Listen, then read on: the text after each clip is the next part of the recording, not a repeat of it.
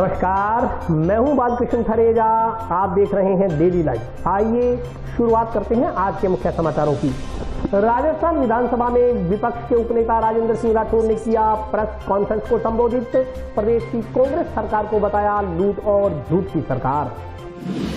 विभिन्न स्थानों पर श्रद्धा और उल्लास के साथ मनाया गया गणेश चतुर्थी पर्व। रेल संबंधी विभिन्न समस्याओं के समाधान की मांग को लेकर व्यापारियों ने उत्तर पश्चिम रेलवे के मुख्यालय महाप्रबंधक के नाम रेलवे स्टेशन अधीक्षक को सौंपा ज्ञापन। अखिल भारतीय जनवादी महिला समिति ने बिल्किस बानो सामूहिक दुष्कर्म मामले के आरोपियों को पुनः जेल भेजने की मांग को लेकर कलेक्ट्रेट के समक्ष किया विरोध प्रदर्शन। नशे के कारोबारियों के खिलाफ कार्रवाई की मांग को लेकर नई खुंजा के बाशिंदों ने पुलिस उप अधीक्षक को सौंपा ज्ञापन। और अब समाचार विस्तार से। राजस्थान विधानसभा में विपक्ष के उपनेता राजेंद्र सिंह राठौर ने प्रेस कॉन्फ्रेंस में प्रदेश की कांग्रेस सरकार को लूट और झूठ की सरकार बताते हुए तंज कसा।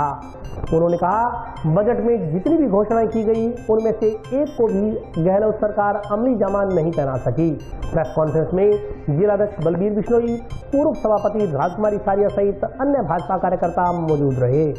राजस्थान विधानसभा में विपक्ष के उपनेता राजेंद्र सिंह राठौर का कहना है कि प्रदेश की सरकार लूट और झूठ की सरकार है। बजट में जितनी भी घोषणाएं हुई उनमें से एक को भी गहलोत सरकार अमली जामा नहीं पहना सकी। जन घोषणा पत्र में की गई ठगावट, चाहे वह कर्जा माफी हो या बेरोजगारी भत्ता हो, चाहे संविदा कर्मियों को नियमित करने की बात हो, सरकार ने कोई वर्ग ऐसा नहीं छोड़ा जिनसे लोग लुभावनी बातें न की हो, लेकिन एक भी वायदा पूरा नहीं किया गया। राजेंद्र सिंह राठौर बुधवार को टाउन में प्रेस वार्ता में मीडिया कर्मियों से बातचीत कर रहे थे। उन्होंने प्रेस कॉन्फ्रेंस में कहा कि राजस्थान की राजधानी से लेकर हनुमानगढ़ तक अलग अलग ब्रोकर अध्यापक स्थानांतरण का जिम्मा लेकर ट्रांसफर करवा रहे हैं। ट्रांसफर के मामले में इस तरह का व्यापक भ्रष्टाचार पहले कभी नहीं देखा गया। राठौर ने कांग्रेस सरकार पर हमला बोलते हुए कहा कि प्रदेश सरकार की चाहे इंदिरा रसोई बढ़ाने की बात हो या रंदीशाला खोलने की बात हो, शहरी क्षेत्र में सड़क बनाने की बात हो, नहरी क्षेत्र को मजबूत करने के लिए 9,000 करोड़ रुपए देने की बात हो, सारी योजनाएं धरातल पर नजर नहीं आ रही। सरकार चौथा बजट पेश करने जा रही है। नवंबर में गहलोत सरकार 4 वर्ष पूरे कर लेगी, परंतु सरकार की योजनाएं अभी भी अधर-जूल में लटक रही हैं। भाजपा की तरफ से लगातार 7 बार विधायक चुने गए राठौर ने प्रदेश सरकार की चिरंजीवी स्वास्थ्य बीमा योजना को पूर्णतः विफल करार देते हुए कहा कि चिरंजीवी योजना के नाम पर सरकार 1 करोड़ 35 लाख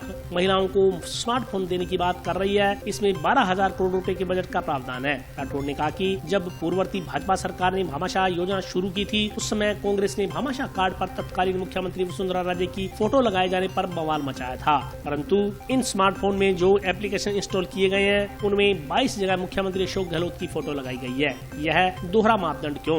राठौर ने कहा कि सरकार बजट में कहती रही कि एक भी पशु चिकित्सालय को खाली नहीं छोड़ेंगे, लेकिन इनके खुद के निर्वाचन क्षेत्र की 76 संस्थाएं ऐसी हैं जो बंद पड़ी हैं और लंपी स्किन डिजीज से ग्रस्त गोवंश बेमौत मर रहा है। हर जगह हाल बेहाल है। आज पशुधन सरकार का है, कृषि और पशुपालन राज्य का सब्जेक्ट है। राज्य सब्जेक्ट पर सबसे पहले कार्रवाई करने का वैधानिक दायित्व राज्य सरकार का होता है। केंद्र सरकार फिर भी इस तरफ कार्य कर रही है। वैक्सीन इजाद हुई है, उसकी ट्रायल चल रही है। उन्होंने दावा किया कि अभी भी राजस्थान का 35% पशु काल कल्पित हो रहा है। हाई इम्यूनिटी जब तक विकसित नहीं होगी तब तक इस बीमारी से पीछा छुड़ाना मुश्किल है। राठौर ने कहा कि भाजपा कैडर बेस्ड पार्टी है। पार्टी में आपस में किसी प्रकार का मनमुटाव नहीं है। हम सब एक हैं। भाजपा वह पार्टी नहीं जो अपने उप मुख्यमंत्री और पीसीसी अध्यक्ष को नकारा या निकम्मा कहे, कांग्रेस पर कटाक्ष कर उन्हें अपमानित करे। पार्टी में आयु सीमा निर्धारित करने के सवाल के जवाब में राठौर ने कहा कि उन जैसे छोटे नेताओं को इस मामले में टिप्पणी करने का अधिकार नहीं है। समय के साथ भारतीय जनता पार्टी ने नौजवानों को मौका देना प्रारंभ किया है और वरिष्ठ लोगों के अनुभव से भी पार्टी दूर नहीं है। प्रेस कॉन्फ्रेंस में भारतीय जनता पार्टी के जिलाध्यक्ष बलबीर बिश्नोई, नगर परिषद के पूर्व सभापति राजकुमारी सारिया, शराफत अली, लियाकत अली, कविंदर सिंह राठौर, विनोद रेगर सहित अन्य लोग उपस्थित रहे। आप सबको मालूम है 2008 में पुलिस एक्ट बना, उसके पीछे मंतव्य एक ही था, तो पूरे देश के अंदर किन किन राज्यों में किस किस प्रकार के अपराध घटित हो रहे हैं और पूरे वर्ष पर्यंत के आंकड़ों के आधार पर राज्य का गृह विभाग अपने उस बारे में योजना बनाए और कई इस प्रकार के अपराध जो स्मगलिंग, मादक पदार्थ और तस्करी से जुड़े हैं, अगर पड़ोस के सूबे में लगातार आपस में बढ़ रहे हैं तो उनमें दोनों आसपास के इलाके के लोग उसमें सहयोग करके एक रणनीति बनाए। इस बार जो कल आंकड़े जारी हुए हैं एनसीआरबी में, हम लगातार तीसरी बार 2019, 2020 और 2021 बलात्कार के अंदर राजस्थान फिर देश में सरदार बना, पूरा राजस्थान शर्मसार हुआ। ये राजस्थान वही राजस्थान है जिसके अंदर गृह विभाग की मांगों का जवाब देते हुए संसदीय कार्य मंत्री ने गृह मंत्री के रूप में कहा था कि राजस्थान मर्दों का प्रदेश है, इसलिए बलात्कार होगा। मैं समझता हूं कि जिस प्रकार सरकार और सरकार के नीचे हमारी अबलाएं असुरक्षित है, सरकार के सुशासन के दावे पर सवालिया निशान लगाती है। पिछली बार और इस बार के बीच में सिर्फ बलात्कार की बात मैं करूं तो 16.4% का बढ़ोतरी है। 2020 में 5,310 मामले दर्ज हुए थे और 2021 में 6,337। यही नहीं, ये ताज़ा रिपोर्ट, जिस रिपोर्ट के ऑथेंटिक प्रतिलिपि मेरे पास है, उसमें अटेम्प्ट टू रेप, उसमें भी 988 मामलों के साथ हम देश की पहली पायदान पर है। और महिलाओं के विरुद्ध जितने कुल अपराध पूरे मुल्क में दर्ज हुए हैं, उसमें 40,738 अपराधों के साथ हम दूसरी पायदान पर हैं। नाबालिग बच्चियों के साथ 1453 नाबालिग बच्चियां जिनके साथ बलात्कार हुआ, सरकार के माथे पर कलंक है। और इन सब के बीच में दुर्भाग्य इस बात का है कि संसदीय कार्य मंत्री मर्दों का प्रदेश बताते हैं और डीजीपी एनसीआरबी की रिपोर्ट पर बयान देते हैं कि राजस्थान में 55% बलात्कार के मामले झूठे हैं और अन्य प्रदेशों में 85% सही है। यानी एक तरह से उन अपराधों को ढकने के लिए मुख्यमंत्री जी और डीजीपी इस प्रकार की बात कहकर अपराधों को नियंत्रण करने के अपनी किसी एक्शन से दूर होने का काम कर रहे हैं। आज पूरे देश के अंदर 2021 में जितने मामले दर्ज हुए इंडियन पेनल कोड के अंतर्गत, उसमें राजस्थान का छठा नंबर है। साइबर क्राइम राजस्थान साक्षरता की दृष्टि से देश के अंदर 16वें स्थान पर है और साइबर क्राइम के में आज 10वें स्थान पर है। राजधानी जयपुर मेट्रोपॉलिटन सिटी के अंदर बलात्कार के अंदर दूसरी पायदान पर आए हैं 502 बलात्कार के साथ। ये सारी बातें मैं कोई मेरे पास से नहीं कह रहा, एक ऑथेंटिक डॉक्यूमेंट जो नेशनल क्राइम ब्यूरो रिपोर्ट का डॉक्यूमेंट है, जिसके आधार पर पूरे मुल्क के अंदर सारे मामले आते हैं, उसके बारे में कह रहा हूँ। और सबसे बड़ी बात यह है कि हमें जो पूरे राजस्थान के अंदर चोरियां हैं वो 35,334 हुई और रिकवरी के अंदर हम नीचे की पायदान से 5वें स्थान पर है, सिर्फ 29.7% रिकवरी हुई। 22 सांप्रदायिक दंगे हुए इस राजस्थान के अंदर और उसमें हम 5वें स्थान पर हैं। बच्चों के विरुद्ध अपराध के अंदर हम पहले स्थान पर हैं।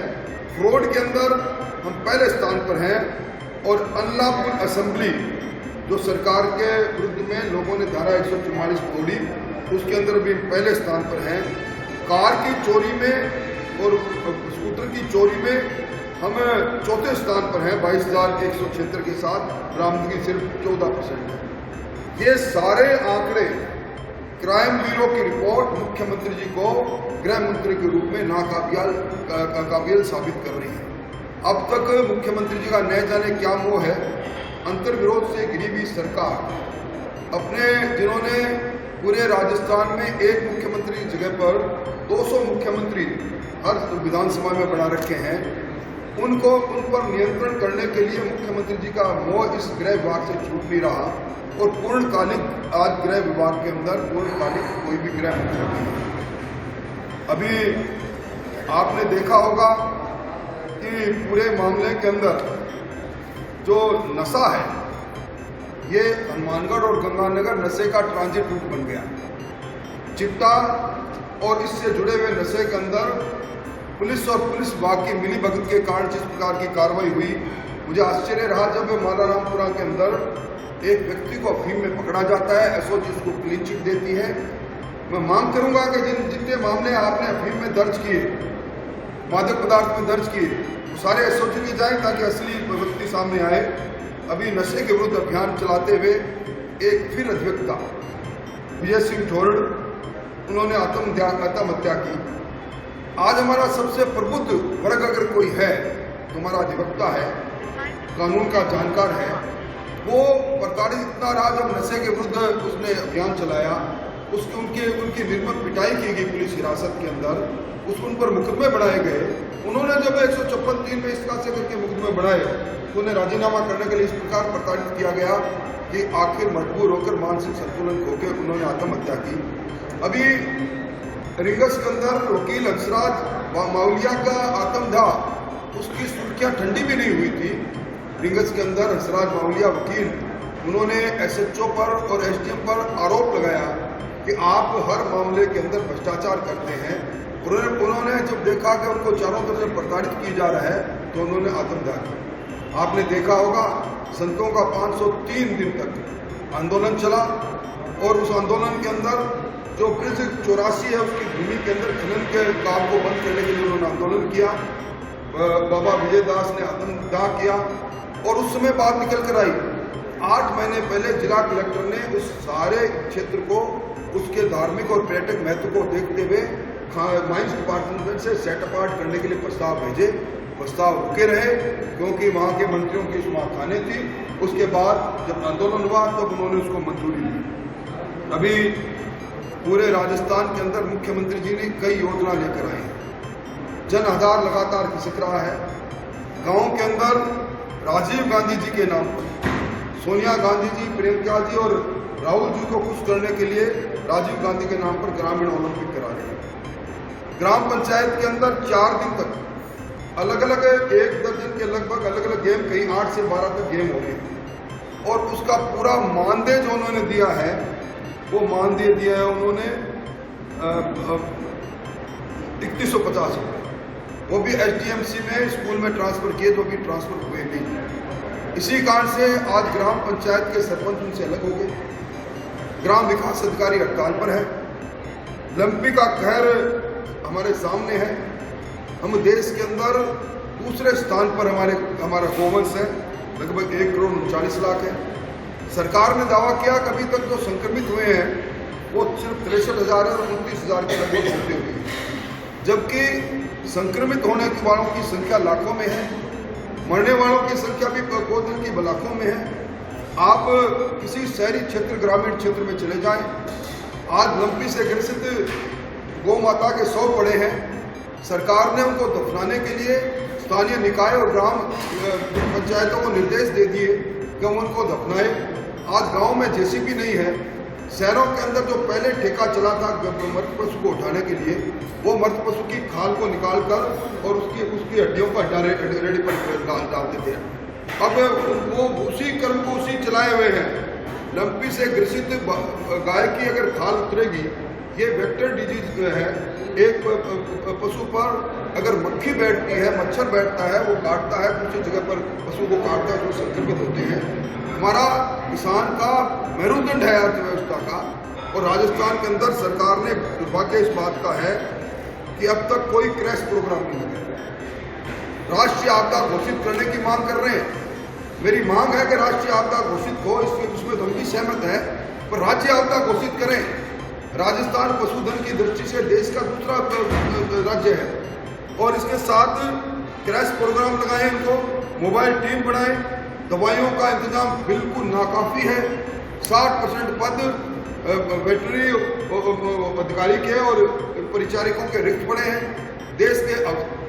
राजस्थान के परिचारक आज हड़ताल पर हैं और अब सरकार ने आग लगी तब कुआं खोदने की तर्ज पर 500 BHO और 1436 सहायक पशुधन सहायक भर्ती करने का ऐलान किया है।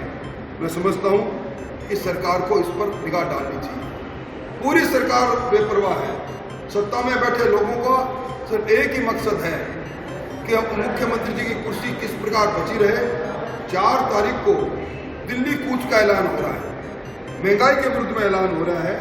मेरा एक्सप्रेशन ये है कि जब अपना घोषणा पत्र इन्होंने जारी किया था, जिसको इन्होंने कबीना की पहली बैठक में उसको सरकारी दस्तावेज को रूप दिया था, उसमें उन्होंने लिखा था कि राजस्थान में महंगाई के विरुद्ध में राज्य सरकार आने पर हम कारगर नीति बनाएंगे। वो नीति कहाँ है? आज महंगाई के विरुद्ध बात करने वाली सरकार से मैं पूछना चाहता हूं कि ये फ्यूल चार्ज जो अब 24% आप प्रति यूनिट बढ़ाने जा रहे हो, एक तरफ 50 यूनिट तक के उपभोक्ताओं को फ्री में बिजली देने का घोषणा कर रहे हो, 300 तक को रियायती दरों पर देने की घोषणा कर रहे हो। ये फ्यूल चार्ज जो पिछले साल 42 पैसे प्रति यूनिट के हिसाब से औसतन इन्होंने वसूल किया, अब 24 पैसे और बढ़ा दिया। अभी आपने देखा होगा नियामक आयोग के सामने तीनों डिस्कम ने अपनी पिटीशन प्रस्तुत की है। फिक्स चार्ज के नाम पर फिर 22 रुपये बढ़ाने का प्रस्ताव किया है। ये राजस्थान की बिजली इस देश के अंदर सर्वाधिक महंगी बिजली हो जाएगी महाराष्ट्र के बाद में, अगर इस कदम पर ये चलते रहे। राजस्थान की सरकार हर मोर्चे पर विफल साबित हुई है। नेशनल क्राइम ब्यूरो की रिपोर्ट ने आपराधिक क्षेत्र में राजस्थान की सरकार की विफलता, पुलिस तंत्र की विफलता को उजागर किया है। लगातार तीसरा साल है, महिला दुष्कर्म में हम देश में पहली पायदान पर हैं, बच्चों की तस्करी में हम पहली पायदान पर हैं, फ्रॉड के अंदर हम पहली पायदान पर हैं, और जितने मामले आईपीसी में इंडियन पेनल कोड में दर्ज हुए हैं उसमें हम छठी पायदान पर हैं। अपराधी और अपराध बेकाबू है। ये रिपोर्ट चीख चीख कर सरकार की हालात को बयां करती है। दहशतगर्दी की जिंदगी जीने के लिए आम राजस्थानी मजबूर है और पहली बार कानून व्यवस्था एक मुद्दा बना है। हम सदन से लेकर सड़क तक इसकी लड़ाई को लड़ेंगे और राजस्थान की सरकार को घुटनों के बल चलाएंगे और इसी आधार पर राजस्थान की सरकार से यहां से विदाई देंगे। जंक्शन में रेलवे स्टेशन रोड पर स्थित बालाजी मंदिर में 13वें गणेश महोत्सव का आगाज बुधवार को गणपति महाराज की मूर्ति स्थापना के साथ किया गया। गणेश चतुर्थी महोत्सव का आगाज बुधवार से हुआ। शहर में विभिन्न मंदिरों सहित पंडाल लगाकर भगवान गणेश को विराजमान किया गया। गणपति को मोदक का भोग लगाया गया। भजन कीर्तन हुआ। पंडालों में बुधवार से पूजा अर्चना शुरू हो गई, जो लगातार 10 दिनों तक चलेगी। विभिन्न संगठनों की ओर से गणेश महोत्सव मनाया जा रहा है। बहुत से गणेश भक्तों ने अपने अपने घरों में गणपति बप्पा मोरया को विराजमान किया। गणपति को भोग लगाने के लिए सुबह से ही बाजारों में मोदक, श्रीखंड, नारियल, चावल, मोतीचूर के लड्डुओं की बिक्री जोरों पर रही। बाजार में गणपति की छोटी छोटी मूर्तियां भी खूब बिकी। स्वर्णकार समाज समिति एवं मराठा मंडल की ओर से जंक्शन में रेलवे स्टेशन पर स्थित बालाजी मंदिर में 13वां गणेश महोत्सव का आगाज किया गया। पंडित विजय शास्त्री ने मूर्ति स्थापित करवाई। इस दौरान समिति के पदाधिकारी जगतपाल सोनी, बबलू सोनी, दीपक सोनी, बिट्टू सोनी, मनीष जांगीड़, राजीव सोनी सहित अन्य श्रद्धालु मौजूद रहे। स्वर्णकार समिति सदस्यों ने बताया कि 2 वर्ष के कोरोना काल के पश्चात इस वर्ष गणेश महोत्सव समारोह पूर्वक मनाया जा रहा है। 9 सितंबर तक चलने वाले महोत्सव में सुबह शाम भगवान गणेश की पूजा अर्चना की जाएगी। स्वर्णकार समाज समिति मराठा मंडल एवं जन सहयोग द्वारा 13वां गणेश महोत्सव बड़ी धूमधाम से मनाया जा रहा है। हनुमान मंदिर रेलवे स्टेशन रोड पे और आज गणेश जी की मूर्ति स्थापित की गई है और 9 तारीख को गणेश जी का सुबह भंडारा लगेगा 9:15 बजे और शाम को 12:15 बजे अपने विसर्जन के लिए शोभा यात्रा निकाली जाएगी। सुंदर सुंदर झांकियों के साथ शोभा यात्रा निकाली जाएगी और सुबह शाम गणेश जी की आरती और पूजा होगी। गणेश जी से कामना करते हैं भी सभी को सुख समृद्धि प्रदान करे और शहर में सुख शांति रहे। इस बार बहुत ही धूमधाम से मनाया जा रहा है और लोगों में बहुत ही उत्साह है बनाने के लिए गणेश महोत्सव। कोरोना के कारण 2 साल बनाया नहीं गया गणेश महोत्सव। आज गणेश चतुर्थी के शुभ दिन पर हनुमान मंदिर, प्राचीन हनुमान मंदिर रेलवे स्टेशन रोड पर मूर्ति स्थापना की गई गणेश जी की। अभी मूर्ति स्थापना के लिए पंडित जी ने पूजा अर्चना करवाई है। सुबह शाम दोनों टाइम पूजा हुआ करेगी। कोई भी समाज के आदमी, बाजार से कोई भी आदमी घर परिवार से पूजा कराना चाहे तो यहाँ मंदिर में संपर्क कर सकता है। 9 सितंबर तक ये पूजा सुबह शाम पूजा और आरती हुआ करेगी। 9 सितंबर को सुबह गणेश जी की कृपा से भंडारा लगेगा और उसके बाद शोभा यात्रा से एक मूर्ति विसर्जन किया जाएगा। भगवान श्री गणेश जी को संकट मोचन शब्द तरीके से माना जाता है। गणेश जी के बाद ही लक्ष्मी जी का नाम आता है। तो आशा है कि 2 साल के कोरोना के क्रूर काल के बाद अब गणेश जी का मूर्ति जब स्थापना हुई है तो उनकी पूरे शहर में, पूरे देश में, पूरे विश्व में कल्याण होगा और सब और शांति रहेगी और खुशी रहेगी। ऐसी हम श्री गणेश जी से प्रार्थना करते हैं। जंक्शन रेलवे स्टेशन से नई ट्रेनों का संचालन करने, संचालित ट्रेनों में सुधार एवं सुविधा बढ़ाने तथा प्रस्तावित वॉशिंग लाइन निर्माण की मांग को लेकर व्यापारियों ने उत्तर पश्चिम रेलवे मुख्यालय के महाप्रबंधक के नाम स्टेशन अधीक्षक को ज्ञापन सौंपा। बीकानेर मंडल के हनुमानगढ़ जंक्शन रेलवे स्टेशन से नई ट्रेनों का संचालन करने, संचालित ट्रेनों में सुधार एवं सुविधा बढ़ाने तथा प्रस्तावित वॉशिंग लाइन निर्माण की मांग को लेकर व्यापार मंडल के बैनर तले व्यापारियों ने बुधवार को उत्तर पश्चिम रेलवे मुख्यालय जयपुर के महाप्रबंधक के नाम जंक्शन रेलवे स्टेशन अधीक्षक को ज्ञापन सौंपा। ज्ञापन में कहा गया है कि बीकानेर मंडल के हनुमानगढ़ जंक्शन रेलवे स्टेशन से गुजरने वाली कई रेल सेवाओं में सुधार कर सुविधा बढ़ाने की जरूरत है, साथ ही नई ट्रेनों के संचालन की भी आवश्यकता है। उन्होंने बताया कि Sriganganagar Bandra train number 14,701/14702 express का श्रीगंगानगर से रात 11 बजे और हनुमानगढ़ से मध्यरात्रि 12:30 बजे प्रस्थान करने का समय व्यवहारिक व सुविधाजनक नहीं है। इस समय सारणी को बदलकर सुविधाजनक बनाया जाए। इसके अलावा train number 14,727 Sri Ganganagar Tilak Bridge Express Rampura Beri Loharu और डहीना रेवाड़ी के बीच जो 1-1 घंटे का टाइम मार्जिन है उसे खत्म कर ट्रेन की स्पीड बढ़ाई जाए और ट्रेन के नई दिल्ली पहुंचने का समय सुबह 7:30 बजे किया जाए। ज्ञापन के अनुसार श्रीगंगानगर से जोधपुर वाया हनुमानगढ़ सादुलपुर प्रस्तावित नई ट्रेन का संचालन लंबित है, इसे शीघ्र शुरू किया जाए। बीकानेर से कालका वाया हनुमानगढ़ बठिंडा प्रस्तावित नई त्रैमासिक ट्रेन का संचालन जनहित में शुरू किया जाए। श्रीगंगानगर से जैसलमेर सप्ताह में 6 दिन संचालित हो रही ट्रेन नंबर 04707/04708 स्पेशल को सप्ताह में 3 दिन वाया हनुमानगढ़ पीलीबंगा सूरतगढ़ संचालित किया जाए। रामेश्वरम से अजमेर संचालित हो रही साप्ताहिक हमसफर सुपरफास्ट ट्रेन संख्या 20973/20974 का विस्तार सीकर सादुलपुर हनुमानगढ़ बठिंडा के रास्ते फिरोजपुर तक किया जाए। इसके अलावा हनुमानगढ़ जंक्शन रेलवे स्टेशन पर प्रस्तावित वॉशिंग लाइन का निर्माण अतिशीघ्र शुरू किया जाए ताकि हनुमानगढ़ से निकलने वाले वंचित रेल मार्गों की जनता को अधिक सुविधाएं उपलब्ध हो सकें। वॉशिंग लाइन के लिए सर्वे भी हो गया है और 200 करोड़ का बजट NWR ने हेडक्वार्टर से जो बढ़ के प्रपोजल रेलवे बोर्ड को चला गया, तो रेलवे बोर्ड से प्रपोजल है और जो बजट है वो अपने सांसद महोदय के हाथ में है। अगर सांसद साहब चाहे तो आज ही बजट सैंक्शन करवा के यहाँ वॉशिंग लाइन का निर्माण शुरू करवा सकते हैं। अब इसमें कितना टाइम लगेगा ये सांसद महोदय जाने या रेलवे बोर्ड जाने। दूसरी बात ये है, श्रीगंगानगर से जैसलमेर के लिए जो नई ट्रेन चली है उसको 3 दिन अगर वाया हनुमानगढ़ चला दिया जाए तो हनुमानगढ़ सादुल शहर पीलीबंगा संगरिया से जो रामदेवरा जाने वाले बाबा रामदेव जी के भक्त हैं उनको भी सुविधा मिल जाएगी और यात्रियों को भी अच्छी सुविधा मिलेगी। बाड़मेर से कालका के लिए एक नई ट्रेन की शुरुआत होने जा रही है।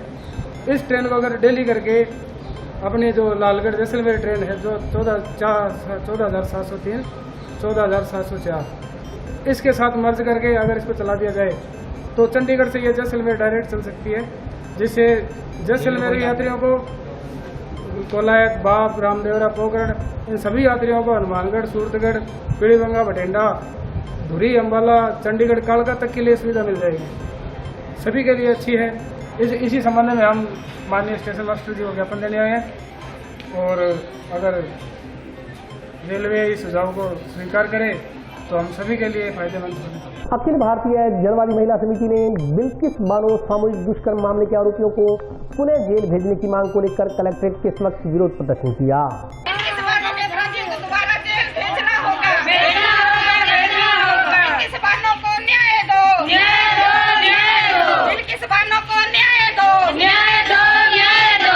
बिल्किस बानो सामूहिक दुष्कर्म मामले में गुजरात सरकार की ओर से 11 आरोपियों की सजा माफ कर उन्हें रिहा किया जाने के निर्णय का अखिल भारतीय जनवादी महिला समिति हनुमानगढ़ ने विरोध किया। इन सभी 11 आरोपियों को दोबारा जेल में भेजने की मांग को लेकर समिति सदस्यों ने बुधवार को राष्ट्रपति के नाम का ज्ञापन जिला कलेक्टर को सौंपा। समिति की चंद्रकला वर्मा ने कहा कि गर्भवती महिला बिल्किस बानो के साथ सामूहिक दुष्कर्म के मामले में 11 आरोपियों को अदालत में दोषी माना था, उन्हें उम्र कैद की सजा सुनाई थी। आरोपी लगातार उम्र कैद की सजा जेल में काट रहे थे। देश के प्रधानमंत्री की ओर से 15 अगस्त स्वतंत्रता दिवस पर आयोजित समारोह में अपने उद्बोधन में नारी शक्ति मातृशक्ति के बेहतर भविष्य की घोषणा की गई थी, परंतु महिला विरोधी भाजपा की गुजरात सरकार ने तमाम 11 कैदियों की सजा माफ कर उन्हें जेल से रिहा कर दिया। इसके पश्चात भारतीय जनता पार्टी की ओर से इन दुराचारियों का सार्वजनिक अभिनंदन किया गया। यह समाज विरोधी महिला विरोधी कदम है। उन्होंने मांग की कि इन दुराचारियों की उम्र कैद को यथावत रखते हुए इन्हें वापस जेल भेजा जाए। साथ ही सार्वजनिक अभिनंदन करने वाले भाजपा नेताओं के खिलाफ कार्रवाई की जाए। इस मौके पर संगीता, जैतून, रोशनी, गुड्डी, अमरजीत, कविता, हाजरा, कमला, लीलावती, सर्वजीत कौर, दाखा देवी सहित अन्य सदस्य मौजूद रहे। आज जनवादी महिला समिति हनुमानगढ़ जिले के अंदर जेकी बिल्किस बानो है बिंग समर्थन में मेरा ज्ञापन दिया है कलेक्टर साहब ने कि 15 तारीख ने जब अपराधियों छोड़े, एक तरफ तो सरकार सारा का भी झंडा लगाओ तिरंगा आजाद होया, पर एक तरफ सरकार जगह अपराधी 11 जना बिंग सका बलात्कार करने वाला और बिंग बच्ची ने मारने वाला बा लगवा ने छोड़ दिया जगह छोड़ दिया और बने स्वागत करी जो बेंगो, तो मैं भी विरोध करा इन तरह का स्वागत करे से तो औरतों ने सुरक्षा को नहीं, तो हमारे जनवादी महिला समिति क्यों ना बन दोबारा जेल में डाले जाए, बन उम्र कैद की सजा है तो उम्र कैद अंदर रहना चाहिए। आज हम वो जो गुजरात में दंगे हुए थे उस टाइम बिल्किस बानो मुस्लिम महिला थी, हमारा मतलब जातिवाद ही नहीं है, कोई भी महिला हो उनके साथ ऐसी घटना होएगी तो हमारी जनवादी महिला समिति सड़कों पर रहती है, हमेशा हम आवाज़ उठाते रहते हैं। वो जो बिल्किस बानो के साथ 11 आदमियों ने बलात्कार किया, उनको सजा दिलाने के लिए हमारे संगठन ने, हमारी पार्टी ने, जो जागरूक लोग हैं उन्होंने संघर्ष किया और उनको सजा हो गई, उम्र कैद हो गई थी। उनकी उम्र कैद से पहले ही उनको 15 अगस्त वाले दिन उनको रिहा कर दिया, तो हमारा विरोध है कि उनकी सजा पूरी नहीं होने नहीं दी। इतना अपराध किया, ये 3 साल की बच्ची मार दी, बलात्कारी भी हो गए और हत्यारे भी हो गए, लेकिन उनकी सजा पूरी नहीं होने दी। 15 अगस्त वाले दिन अपराधियों को सरकार ने तोहफा दिया, उनको रिहा कर दिया। तो हमारा संगठन ये चाहता है कि ऐसी घटना अभी नहीं होनी चाहिए इसके बाद, और हमारा संगठन सदा हमेशा ऐसी महिलाओं के साथ संघर्ष करता रहेगा। नशे का कारोबार करने वाले लोगों के खिलाफ कार्रवाई करने की मांग को लेकर जंक्शन के वार्ड 5 नई खुंजा के बाशिंदों ने बुधवार को पुलिस उप अधीक्षक को ज्ञापन सौंपा। बढ़ते हुए नशे पे रोक लगाओ, रोक लगाओ, रोक लगाओ। पुलिस प्रशासन होश में आओ, होश में आओ, होश में आओ। पुलिस प्रशासन होश में आओ, होश में आओ, होश में आओ। मोहल्ले में नशे का कारोबार करने वाले लोगों के खिलाफ कार्रवाई की मांग को लेकर जंक्शन के वार्ड नंबर 5 नई खुंजा के बाशिंदों ने बुधवार को पुलिस उप अधीक्षक प्रशांत कौशिक को ज्ञापन सौंपा। वार्ड वासियों ने आरोप लगाया कि वार्ड 5 नई खुंजा में कुछ लोग नशा बेचते हैं, बाहर से काफी लोग इनसे नशा खरीदने में, नशा करने के लिए यहाँ आते हैं। ये लोग चिट्टा, अफीम आदि बेचते हैं, इससे मोहल्ले में तनाव की स्थिति बनी रहती है। मोहल्ले के नागरिकों पर भी इसका बुरा असर पड़ रहा है। जो लोग नशा बेचते हैं इन पर पूर्व में भी कई मुकदमे हैं जो जमानत पर जेल से बाहर आए हुए हैं। उन्होंने कहा कि मोहल्ले वासी देख रहे हैं कि कुछ लोग नशे का व्यापार करते हैं, उन लोगों के पास बाहर के ग्राहक नशा खरीदने आते हैं और नशा करने के बाद ये लोग उल जुलूल हरकतें वार्ड वासियों के साथ करते हैं। ज्ञापन के अनुसार मोहल्ले में कुछ लोग धड़ल्ले से नशे का कारोबार कर रहे हैं। इस वजह से मोहल्ले में नशेड़ी, आपराधिक व सामाजिक तत्वों का आना जाना लगातार लगा हुआ है। नशा बेचने वालों व नशा खरीदने वालों का विरोध करने वाले मोहल्ले के लोगों को जान में माल का खतरा बना हुआ है। ऐसी स्थिति में उनके साथ कोई भी अप्रिय घटना घटित हो सकती है। वार्ड वासियों ने नशे का कारोबार करने वाले लोगों के खिलाफ मुकदमा दर्ज कर सख्त कार्रवाई करने की मांग की है। आज हनुमानगढ़ जंक्शन खुंजा के वार्ड नंबर 5 के वार्डवासी इकट्ठे हुए हैं। खुंजा के अंदर जो चिट्टे का नशा है वो खुंजा की बात नहीं, पूरे हनुमानगढ़ जिले के अंदर पूरे पैर पसार चुका है। और जो खुंजा है वो चिट्टे का एक बड़ा भयंकर गढ़ बना हुआ है। तरह तरह के लोग यहाँ आते हैं, नशे का कारोबार करते हैं। जो आज की नौजवान युवा पीढ़ी है वो इससे बहुत ज़्यादा पीड़ित है, नशा पी रहे हैं। जो मजदूरी करने वाला है वो मजदूरी करके पूरा दिन शाम को वो इस नशे की लत में उलझा हुआ नशा पीता है और दिनों दिन हालत खराब होते जा रहे हैं। इसलिए आज हम प्रशासन को ज्ञापन देके चेताने के लिए आए हैं कि आप इसमें सख्त से सख्त कार्रवाई करो और ये जो नशा बढ़ रहा है इस पे रोक लगाओ। अगर आप रोक नहीं लगाओगे तो हमें कोई और कदम उठाना पड़ेगा और हम फिर सड़कों पर उतरेंगे प्रशासन के खिलाफ और संघर्ष लड़ेंगे, अपनी लड़ाई को। आज हम सारे लोग ये चिट्टा जो नशा पैर पसार चुका पूरे शहर में, और सबसे ज़्यादा जो इसका केंद्र बना हुआ है वो नहीं खुंजा है। और वहाँ के जो आम लोग हैं वो इससे सबसे ज़्यादा त्रस्त हैं, क्योंकि प्रशासन की तरफ से पूरी खुली छूट दी है इनको। और पूरे यानी धड़ल्ले से, दादागिरी से वो नशा बेच रहे हैं। उनको कोई पूछने वाला नहीं है, कोई टोकने वाला नहीं है। गांव में जो काम धंधे वाले लोग हैं वो सुबह अपने काम धंधे पे चल जाते हैं। पीछे से बच्चे हैं, लेडीज़ हैं, वो इतनी परेशान है कि हम अपनी जो दाश्त है वो बयान भी नहीं कर सकते। किसी तरह का कोई सहयोग नहीं है। जब एसपी साहब आए थे तो ऐसा लगा था भी इस बार अच्छी कार्रवाई होगी, तो उन्होंने 1-2 कार्रवाई करी भी। उसके बाद वो भी ठंडे बस्ते में चली गई। 5-10 दिन, 15 दिन, 2 हफ्ते के लिए थोड़ा ये नशे से कुछ राहत मिली थी लोगों को। जो बाहर के लोग आ रहे हैं, नई नई गाड़ियाँ लेके आ रहे हैं, 12-12, 13-13 साल के लड़के आ रहे हैं, उनको देख के हालात ऐसे भी लगते हैं ये जो नस्लें हैं सारी नस्लें खराब हो रही हैं। और पूरे जो गाँव के लड़के हैं, जो स्टूडेंट हैं, वो भी धीरे धीरे इस काम को खाने पीने में या बेचने में लग गए। तो पूरे का पूरा गांव जो है इससे परेशान है, हर आदमी परेशान है बेचने। और खास करके वार्ड नंबर 5 के लोग जो उधर से खुंजा में तीन चार वार्ड हमारे और भी उधर के जो लड़के हैं जो नशा करते हैं वो भी सारा दिन इधर गलियों में घूमते रहते हैं, जिससे असुरक्षा की जो स्थिति वो उत्पन्न हो जाती है। और ये भी डर लगता है भी आजकल के माहौल में किसी तरह की कोई लड़ाई झगड़ा भी ना हो। तो लोगों ने बार बार हर तरह के आदमी के पास जाके जो पहुंच बड़ा है या नहीं है, जो राजनीतिक थोड़ी बहुत रखता है, तब हमारे वहाँ वार्ड में आते हैं या खुंजा में आते हैं, उसके बाद उनका कोई प्रतिनिधि या कोई इस तरह के कार्रवाई में नहीं है। सारी अपने अपने जेबें भरने में लगे हुए हैं। प्रशासन से लेकर नेता तक यही काम है। और हमारी ये गुजारिश है, ये हमारी जो है, ये काफ़ी बार हम इकट्ठा होकर ये इस तरह के हम दे चुके हैं, अवगत करा चुके हैं प्रशासन को, परंतु किसी तरह की कोई कार्रवाई अभी तक नहीं हुई। और अभी वक्त ब्रेक का, हाजिर होता हूँ छोटे से ब्रेक।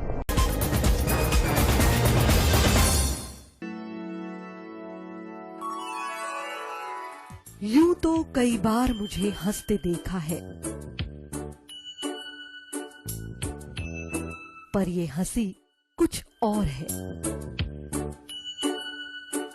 ये गहना मुझ पर जचता है, पर ये महज एक गहना नहीं, ये रूपरेखा है मेरे मन की, हंसती खिलखिलाती लहरों की, जो आतुर थी अब तक मुझ पर सजने को। इसलिए ये गहना ही मेरा सच्चा श्रृंगार है, श्रृंगार है, श्रृंगार है।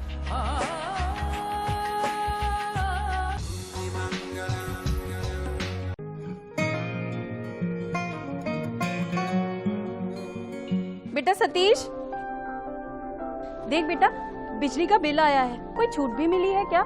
बजट में तो मुख्यमंत्री जी छूट देने के लिए बोल रहे थे। अरे हाँ माँ, इसमें तो 750 रुपए कम करके आए हैं। अरे वाह, धन्यवाद मुख्यमंत्री जी। सिर्फ आपको ही नहीं, प्रदेश में ये छूट किसी न किसी रूप में सभी को मिल रही है। 100 यूनिट तक बिजली उपभोग करने वाले उपभोक्ताओं को 50 यूनिट भुगतान तक की छूट, 150 यूनिट तक वाले उपभोक्ताओं को 3 रुपए प्रति यूनिट और 150 से 300 यूनिट तक उपभोग करने वाले उपभोक्ताओं को 2 रुपए प्रति यूनिट की छूट दी जा रही है। याद रहे, बिजली की बचत ही बिजली का उत्पादन है। ब्रेक के बाद स्वागत है। आइए नजर डालते हैं अगले समाचारों पर। शहर में बढ़ रहे नशे, जुए, सट्टे आदि के खिलाफ वार्ड पार्षदों ने मुहिम शुरू की है। इसके प्रचार प्रसार के लिए जिला कलेक्ट्रेट परिषद से जागरूकता रथ को हरी झंडी दिखाकर रवाना किया गया। शहर में बढ़ रहे नशा जुआ सट्टा के कारोबार के खिलाफ वार्ड पार्षदों की ओर से विशेष अभियान शुरू किया गया है। इस अभियान में प्रचार प्रसार के लिए मंगलवार को जिला कलेक्ट्रेट परिसर से जिला कलेक्टर नटवर डिडेल व पार्षदों ने जागरूकता रथ को हरी झंडी दिखाकर रवाना किया। इस दौरान पार्षदों सहित वार्डवासी भी उपस्थित रहे। जिला कलेक्टर नटवर डिडेल ने वार्ड पार्षदों की ओर से नशे के खिलाफ चलाए गए इस अभियान की सराहना करते हुए कहा कि आम जन और प्रशासन के बीच की कड़ी पार्षद होते हैं। अगर पार्षद इस गंभीर समस्या के प्रति जागरूक हो चुके हैं तो शहर में बदलाव आना संभव है। इस दौरान पार्षदों ने बताया कि यह जागरूकता रथ शहर के प्रत्येक वार्ड में जाकर आमजन को नशा जुआ सट्टा का कारोबार करने वालों के खिलाफ शिकायत करने और नशा न करने के लिए जागरूक करेगा। पार्षद प्रतिनिधि निरंजन नायक ने कहा कि जिले भर में युवा पीढ़ी नशे की गर्त में धंसती जा रही है। उन्होंने कहा कि नशे पर अंकुश के लिए युवाओं को जागरूक करना जरूरी है। साथ ही नशे की बिक्री करने वालों पर लगाम लगे तो इस समस्या से निपटा जा सकता है। इस मौके पर पार्षद लीलाधर पारिक, भूपेंद्र नेहरा, शेर सिंह, रेशम सिंह, लखवीर सिंह, बंता सिंह, जगत नारायण, सिंगाराम, निखिल सिंह, मान सिंह, जावेद खान, केशवपाल, दिलीप कुमार, रवि शेखावत सहित अन्य लोग उपस्थित रहे। आज हनुमानगढ़ जिले में नगर परिषद के लगभग 20 से भी अधिक वार्ड पार्षद आकर के एक जन जागृति रथ का रवानगी की गई है।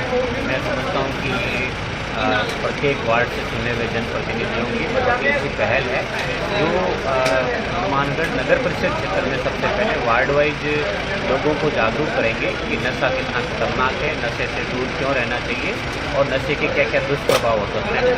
मैं समझता हूँ कि पुलिस प्रशासन के साथ साथ में जब जनप्रतिनिधि और आम आदमी आगे आएगा तभी हम लोग इस नशे की फैलती हुई बीमारी को रोक पाएंगे।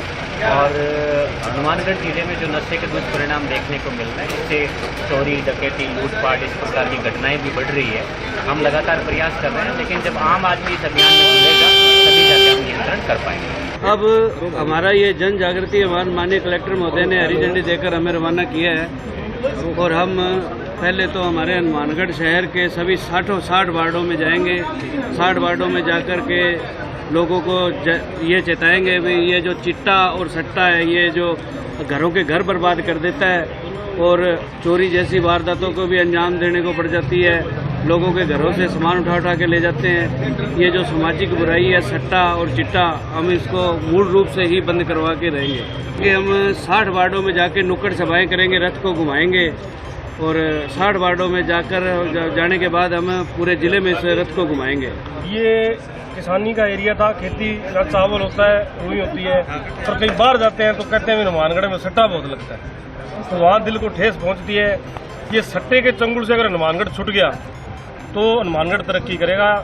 हनुमानगढ़ में आज से मैं जब से रह रहा हूँ तब से सट्टे का बहुत बड़ा कारोबार चल रहा है, तो हमारा मुख्य उद्देश्य चिट्टा व सट्टा है। इस दोनों को बंद करवाने के लिए हमने ये जागृति रथ चलाया है और इसको बंद करवा कर ही हम मानेंगे। राजस्थान न्यायिक सेवा में चयनित जंक्शन की हाउसिंग बोर्ड कॉलोनी निवासी प्रियंका सोनी का बुधवार को पगड़ी एवं माला पहनाकर स्वागत किया गया। राजस्थान न्यायिक सेवा में चयनित जंक्शन की हाउसिंग बोर्ड कॉलोनी निवासी प्रियंका सोनी का बुधवार को पगड़ी माला पहनाकर स्वागत व अभिनंदन किया गया। इस मौके पर भाजपा नेता राजकुमार सोनी सहित परिवार के सदस्यों ने आरजीएस में 64वां रैंक हासिल करने वाली बेटी प्रियंका सोनी को आरजीएस में चयन होने पर बधाई दी। प्रथम प्रयास में ही यह सफलता हासिल करने वाली प्रियंका ने मीडिया कर्मियों से बातचीत करते हुए अपनी सफलता का श्रेय अपने पिता राधेश्याम सोनी को दिया। प्रियंका ने कहा कि वह अपने पिता की ओर से प्रेरित करने के कारण ही इस मुकाम को हासिल कर सकी है। उन्होंने कहा कि अनेकों लोगों ने उसे डिमोटिवेट किया, परंतु उसके पिता अकेले ही ऐसे शख्स थे जो यह दिन रात मोटिवेट करके आगे बढ़ने के लिए प्रोत्साहित करते रहे। प्रियंका के अनुसार उनका मुख्य ध्येय पीड़ितों को न्याय दिलवाना है। इस मौके पर भाजपा के वरिष्ठ नेता राजकुमार सोनी ने कहा कि प्रियंका बचपन से ही प्रतिभाशाली व दृढ़ निश्चयी है। यह प्रियंका की लगन व मेहनत का ही परिणाम है कि आज उसने आरजीएस की परीक्षा पास की है। उन्होंने कहा कि प्रियंका ने सिद्ध कर दिया है कि शहर छोटा हो या बड़ा, प्रतिभा किसी की मोहताज नहीं होती। मैंने अपनी जुडिशरी रिजल्ट में 64वीं रैंक हासिल की है और इसके लिए मुझे बहुत खुशी हुई है। इस पद तक पहुंचने के लिए मेरी कुछ पारिवारिक परिस्थितियों के कारण मैं कई बार डिमोटिवेट होती रही हूँ, लेकिन आज इस पद पर पहुँचते हुए मुझे लगता है कि यदि वो परिस्थितियाँ मेरे जीवन में ना होती तो शायद मैं इस पद तक ना पहुँच पाती। और मैं अपनी सभी बहनों को ये संदेश देना चाहूँगी कि यदि वो भी अगर मन में ठान ले तो इस पद पर पहुँच सकती हैं। अगर मैं कर सकती हूँ तो आप भी कर सकते हैं। तो जैसे कि मैंने LLB में एडमिशन लिया तब से ही मेरा ये सपना था कि मैं जुडिशरी की प्रिपरेशन करूँगी और मैंने फाइनल ईयर से अपनी प्रिपरेशन शुरू कर दी थी और लगातार 2-3 साल से मैं इसकी तैयारी में हूँ और मैंने फर्स्ट अटेम्प्ट दिया है ये, और जिसके अंतर्गत मैंने 64वीं रैंक हासिल करके भगवान का आशीर्वाद मानती हूँ, अपने माता पिता का दुआओं का सहयोग और अपने मित्रजन और परिवारजनों के सभी के मिले जुले सहयोग से आज मैं इस मंजिल तक पहुँच पाई हूँ और सभी का आभार व्यक्त करती हूँ। बड़े मोटिवेटर मेरे पापा रहे हैं मेरे लिए इस जर्नी में। जब भी मैं डिमोटिवेट होती हूँ तो पापा मुझे कुछ स्टोरीज सुनाते हैं, क्योंकि पापा को पढ़ने का बहुत शौक है। उन्होंने बहुत सारी बुक्स हैं और वो मुझे कहानियाँ सुना कर मुझे मोटिवेट करते रहते थे और इसलिए सबसे बड़े मेरे पापा ही मेरे मोटिवेटर हैं, मेरे भगवान तुल्य मेरे पापा हैं। मुझे मेरी दीदी पर बहुत गर्व है जिन्होंने पूरे राजस्थान में 64वीं रैंक लेकर आरजीएस में अपना स्थान हासिल किया है। और मैं सबको ये बताना चाहती हूँ ये कोई किस्मत का खेल नहीं है। मेरी दीदी ने खुद मेहनत की है और मुझे इस बात का पता है, उन्होंने जहाँ लोग गर्मियों में एसी में सोते थे मेरी दीदी पंखे में सोई है और इतनी मेहनत की है कि जिसको मैं बता नहीं सकती। तो जो लोग कहते हैं कि किस्मत से बदलते हैं, किस्मत नहीं, ये सब इनकी मेहनत का नतीजा है जो यहाँ तक पहुँचे हैं। और मैं अपने आप को बहुत भाग्यशाली मानती हूँ कि मुझे ऐसे पापा मिले हैं जिन्होंने मुझ पर कोई पाबंदी नहीं रखी, जिन्होंने मुझे हमेशा पढ़ने के लिए प्रेरित किया, और ऐसे दीदी मिले हैं। और मैं हर लड़की को ये प्रेरणा देना चाहती हूँ कि वो दीदी से कुछ सीखें और अपनी लाइफ में आगे बढ़ें, क्योंकि लड़कियाँ भी लड़कों से कम नहीं होती। और लास्ट में यही कहना चाहती हूँ मेरी दीदी की तरफ से, लड़की हूँ मैं, इसका कोई अफसोस नहीं, लड़का बनने का मुझे कोई शौक नहीं। प्रियंका सोनी ने आरजीएस में अपने बेहतर परिणाम देकर 64वीं रैंक पर आई है और इसने हनुमानगढ़ जिले का नाम रोशन किया है। आज पूरे देश में प्रियंका सोनी के नाम की चर्चा है कि हनुमानगढ़ की बेटी ने आरजीएस क्लियर करके बहुत बड़ा संदेश दिया है इस देश की बेटियों को कि बेटियों को पढ़ना चाहिए और आगे बढ़ना चाहिए। गांव ढालिया के ग्रामीणों ने भद्रकाली मार्ग सड़क पर पसरे पानी की निकासी की मांग को लेकर जिला कलेक्टर को ज्ञापन सौंपा। गांव ढालिया के ग्रामीणों ने जिला कलेक्टर को ज्ञापन देकर ढालिया गांव के बस अड्डे वाली सड़क पर खड़े पानी की निकासी की मांग की है। ज्ञापन में कहा गया है कि ढालिया बस अड्डे से भद्रकाली रोड तक सीमेंट की सड़क बनी हुई है। इस सड़क पर गांव के 15-20 घरों का गंदा पानी लगातार बह रहा है। सड़क पर 1 फुट गंदा पानी जमा हो जाने से वाहन चालकों को परेशानियों का सामना करना पड़ रहा है। बहुत से वाहन चालक फिसलकर दुर्घटना का शिकार हो रहे हैं। ज्ञापन में कहा गया है कि सड़क पर गंदा पानी छोड़ने वाले घरों को पानी नहीं छोड़ने के लिए पाबंद किया जाए। ज्ञापन के अनुसार ढालिया के बस अड्डे से लेकर भद्रकाली के मोड़ तक सड़क को दोनों तरफ खेतों वालों ने 6-6 फुट मिट्टी डाल रखी है। इससे मिट्टी के बड़े बड़े गड्ढे बन गए हैं, जिससे लोगों को परेशानी हो रही है। ज्ञापन के अनुसार इस मार्ग से बच्चों से भरी बसें गुजरती हैं। इसके अलावा सैकड़ों वाहन जिला मुख्यालय की ओर जाते हैं। ग्रामीणों ने समस्या के समाधान की मांग की है। काम ढालिए जो से है पानी की निकासी को लीजिए, साड़ी सीसी रोड तक पानी खड़ा है। मतलब लगभग 15-20 दिन जब से बरसात आ रही है, बरसात के अलावा लोगों का घराना पानी भी रोडते पानी की बिल्कुल निकासी को नहीं। हालात बहुत खराब है, आने जाने वाली दिक्कत आती है। स्कूली बच्चों को बहुत ज्यादातर परेशानी भद्रकाली जाने वाले को रास्ते में दिक्कत आती है। जो रास्ते में जो मोटरसाइकिल में औरतें जाती है, बच्चे छोटे बच्चे होते हैं, वहाँ पर चलना पड़ता है, सबको दिक्कत आती है। स्कूल वाले बच्चे आते हैं, उसको दिक्कत आती है। उस पानी का ग्राम का गंदा पानी आता है, उसका कोई निकासी होनी चाहिए। वहाँ पर एक सरकारी खाड़ा भी है, वही जिम्मेदारों ने दबा रखा है। या तो खाड़ा खुलना चाहिए, या वहाँ पर थोड़ी आबादी भूमि की जगह है, पहले पुराना वहाँ पर जोड़ बतन था, मौजूद भी अभी, या उस जगह पर वो खुदाई होकर पानी वहाँ जाना चाहिए। रोड के ऊपर नहीं जाना चाहिए। RCC में सबको दिक्कत आ रही है, चलने फिरने में। हर एक आदमी, औरतें, बच्चे परेशान है। पानी वहाँ से आए हैं, जैसे पानी निकासी वास्ते हम कलेक्टर साहब का है, ज्ञापन देने के लिए आए हैं। इसलिए 2 गाँवों से आए, ढालिया और फतेहपुर से मिलकर आए हैं। जो मेन आदमी है उससे पानी की समस्या के लिए आए हैं। सड़क खुलवाने की मांग को लेकर गांव जोरावरपुरा के ग्रामीणों ने बुधवार को जिला कलेक्टर को ज्ञापन सौंपा। सड़क खुलवाने की मांग को लेकर गांव जोरावरपुरा के ग्रामीणों ने बुधवार को जिला कलेक्टर को ज्ञापन सौंपा।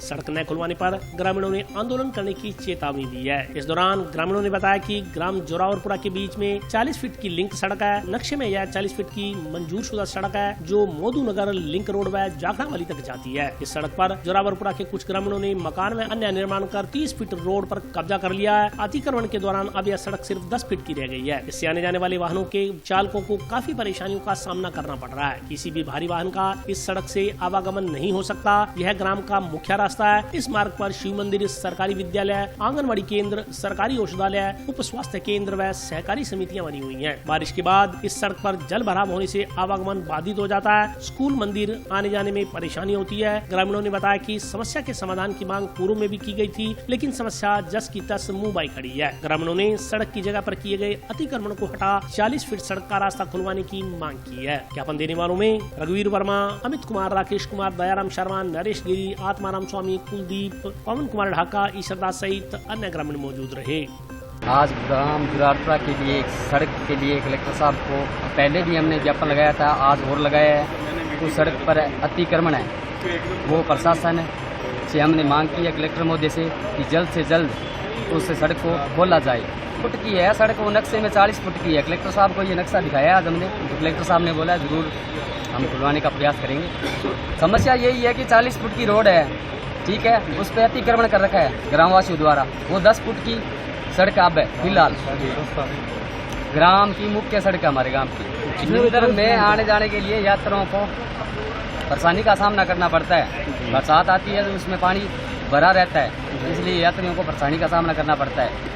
इसलिए हमने आज कलेक्टर साहब को ज्ञापन दिया है। कलेक्टर साहब ने ये आश्वासन दिया है कि जल्द से जल्द हम खुलवाने का प्रयास करेंगे। और आज के लिए बस इतना ही। कल फिर हाजिर होता हूँ नए समाचारों के साथ। तब तक के लिए नमस्कार।